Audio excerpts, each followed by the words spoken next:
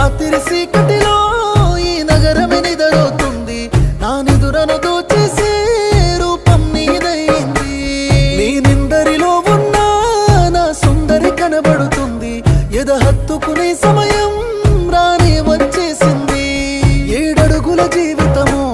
ఎద పలికి సంగీతము ఏ జన్మల పుణ్యమో ఏ నాటిదో ఈ బంధము నీ తోడే కావాలి గడిసేటి గడి అయినా నీ చెయ్యి వదలను లేచావైనా బతుకైనా